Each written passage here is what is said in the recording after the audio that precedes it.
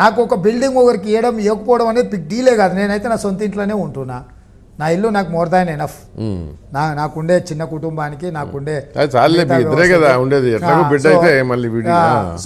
So నేను చెప్పిన boss నాకు ఈ ఇల్లు చాలు, నా ఇల్లు ఎవరికి డిస్టర్బెన్స్ తెడేండు, పెద్దగా ఇతరులకు నేను ఉండడం వల్ల పెద్ద ఇబ్బంది లేదు. 3 ఇండ్లు ఉన్నాయి నా ఇంటి చుట్టూ. వాళ్ళందరూ కూడా రిక్వెస్ట్ చేసిన వయా చిన్నది ఉంటుంది ఏమన్నా ఉంటే కొంచెం అట్లా.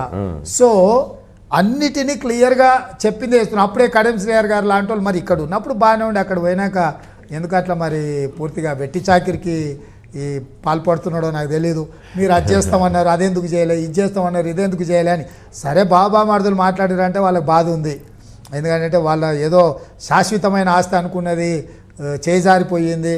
మా నాయన తర్వాత నాకు వస్తే, నా తర్వాత నా కొడుకు వస్తుందని వాళ్ళ కళ్ళలు కానీ ఒక్కసారి చెదిరిపోతే వాళ్ళకి బాధ ఉంది, దుఃఖం ఉంది, పర్వాలేదు. కానీ శ్రీహర్ గారు కొంత రీజనబుల్గా ఉండేది. ఆయన వచ్చి ఇది చేయలేదు అది చేయలేదు అని మాట్లాడుతున్నాడు. అంటే యాక్చువల్గా అయితే ఆయన స్థాయికి ఆయన విధానానికి అది ఆయన మంత్రి అవుదాం అనుకున్నాడు, అవ్వలేదు కదా. మరి ఎవరి కష్టం వాళ్ళకు ఉంటుందేమో కదా, తెలియదు కదా. అంటే ఇట్లాంటి వాళ్ళ నుంచి మనం ఎక్స్పెక్ట్ చేయలేము.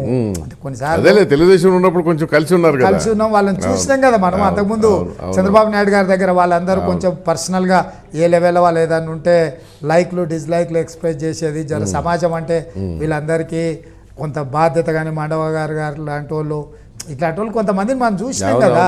రావుల చంద్రశేఖర్ రెడ్డి గారు లాంటి వాళ్ళు అంటే కొంతమందిని. సో ఈరోజు తెలియకుండానే అక్కడికి పోయి అక్కడ పోయింది అనుకుంటే ఆ వెట్టి చాకిరిని మళ్ళీ తలపింపజేస్తున్నారు.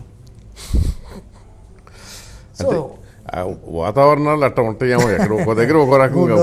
టాస్క్ ఫోర్స్ ఆఫీస్కి ఎంత పెద్ద రౌడీ పోయినా ఇక్కడ చేతులు కట్టుకొని అనుకుంటాడని మరి చెప్తుంటారు. తంతారు కదా, లేకపోతే అక్కడ కొట్టుడే కదా. దొరగారి దొడ్లోకి ఊహంగానే పరిస్థితులు మన వాళ్ళందరినీ ఆటోమేటిక్గా అనే పరిస్థితి ఏమన్నా చెప్పలేము. సో రెండోది మెయిన్ సమస్య ఏంటంటే ఇప్పుడు కాంగ్రెస్ ప్రభుత్వం